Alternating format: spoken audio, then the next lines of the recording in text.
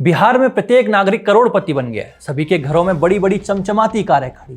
सड़कों की अब जरूरत नहीं, क्योंकि हवा में टैक्सियां उड़ रही हैं। कोसी में पानी की जगह दूध बह रहा है और अररिया और पटना अब लंदन और न्यूयॉर्क बन गए हैं। और लंदन और न्यूयॉर्क से लोग पलायन करके बिहार में काम करने आ रहे हैं। आप सोच रहे होंगे कि आज तो शिवरात्रि भी नहीं है, फिर अभिषेक जी आज कैसे भांग का सेवन करके कैमरे पर आ गए। तो मैं बता दूं, मैं मादक पदार्थों से दूर रहता हूं, लेकिन फिलहाल मैं तेजस्वी जगत से लौटा हूं। तेजस्वी जगत यानी तेजस्वी यादव जी की दुनिया, वही दुनिया जहां वे हर परिवार में सरकारी नौकरी बांट रहे हैं। बांट क्या रहे हैं, थोक के भाव बांट रहे हैं। नमस्कार, मैं अभिषेक, आप देख रहे हैं द पैम्फलेट। दोस्तों, बिहार में महागठबंधन के नेता तेजस्वी यादव ने हाल ही में कहा कि अगर उनकी सरकार बनी तो 20 दिन के भीतर एक अधिनियम लाएंगे और 20 महीने के अंदर हर उस परिवार को एक सदस्य को नौकरी देंगे जिस परिवार का कोई भी सदस्य सरकारी नौकरी में नहीं है। सरकार बनते ही 20 दिनों के अंदर अधिनियम बनाएंगे और 20 महीनों के अंदर जिस परिवार में भी सरकारी नौकरी नहीं है, तेजस्वी उस हर परिवार को एक सरकारी नौकरी दिलाने का काम करेगा। ये तो सवाल ये है कि ये 20 का झोल है क्या? क्या 20 दिन 20 महीने ये तेजस्वी जी का कोई शुभ अंक है? या मम्मी पापा के साथ लूडो खेलते हुए बोले होंगे, मम्मी 20 आया है 20, तो चलो 20 दिन में नौकरी की घोषणा कर देते हैं। पर असली सवाल ये है कि बिहार में करीब 2.5 से 3 करोड़ परिवार हैं। चलो 2 करोड़ परिवार मान लेते हैं। अगर 5 लाख परिवारों के लोग पहले से ही सरकारी नौकरी में हैं, तो बचे 2 करोड़ 45 लाख परिवार, जिनके कम से कम एक सदस्य को सरकारी नौकरी मिलेगी। मतलब 2 करोड़ 45 लाख सरकारी नौकरियां। अगर हर परिवार को एक सरकारी नौकरी देनी हो तो कम से कम इतनी नौकरियां तो बनानी ही पड़ेंगी। दोस्तों, आंकड़े बताते हैं कि अभी पूरे बिहार में सरकारी नौकरियों की संख्या 4 से 5 लाख के बीच है। यानी जो वादा किया जा रहा है वो मौजूदा सरकारी पदों से करीब 50 गुना ज्यादा है। तो तेजस्वी यादव इतनी नौकरियां देंगे कहां से? ये सरकारी नौकर किन विभागों में रिक्रूट किए जाएंगे? क्या वे अपने पिता लालू प्रसाद यादव की मशहूर लालूनॉमिक्स को लागू करेंगे, जिसमें चारा चोरी, जमीन के बदले घोटाला और रंगदारी को भी रोजगार सृजन की श्रेणी में रखा गया था? वरना 2.5-3 करोड़ नौकरियां पैदा करना कोई बच्चों का खेल नहीं है। चलो अब एक पल के लिए मान लीजिए कि यह वादा सच भी हो जाए।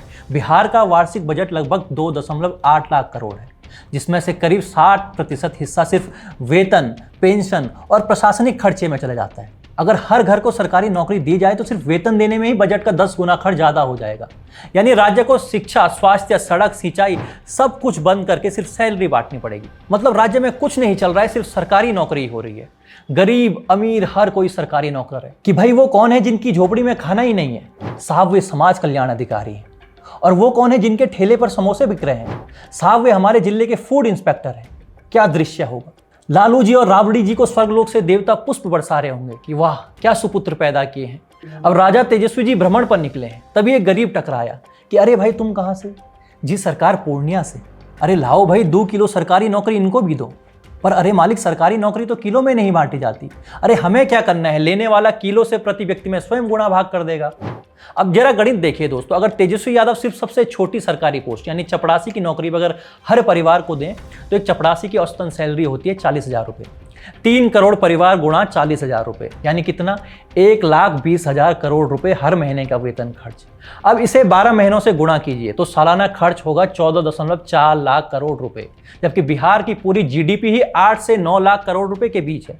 यानी पूरी बिहार की जीडीपी अर्थव्यवस्था भी तेजस्वी यादव के इस मुंगेरी लाल के सपने का आधा खर्च भी नहीं उठा सकती। तो अब सवाल उठता है कि क्या तेजस्वी यादव को ये पता नहीं होगा?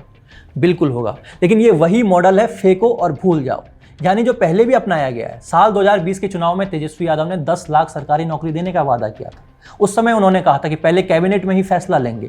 जब पत्रकारों ने पूछा कि कैसे देंगे तो बोले मैंने हिसाब लगाया है और ये हो सकता है। और जैसे ही चुनाव हारे ये हिसाब गुम हो गया। दोस्तों एक बात और, इस तरह का वादा वही कर सकता है जिसे सरकारी भर्ती प्रोसेस का कोई आइडिया ना हो।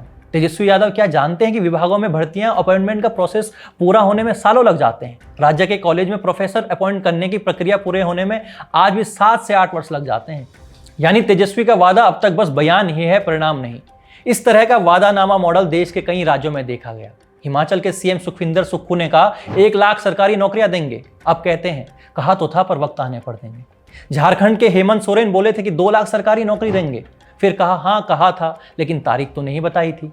लेकिन तेजस्वी यादव ने अब इस फेक फूक मॉडल को अंतरिक्ष स्तर पर पहुंचा दिया है। वे इतने बड़े बड़े वादे कर रहे हैं कि अब गणित, अर्थशास्त्र और वास्तविकता सब पीछे छूट जाते हैं। असल में ये सिर्फ जनता को बेवकूफ़ बनाने की राजनीति है, जहां विकास पर नहीं बल्कि सपनों की फर्जी नीलामी पर वोट मांगे जाते हैं। अब सवाल सिर्फ तेजस्वी से नहीं बल्कि सुप्रीम कोर्ट और चुनाव आयोग से भी है। क्या ऐसे नेताओं से कभी सवाल पूछा जाएगा कि जो आप वादे करते हैं उनका रोड मैप है क्या?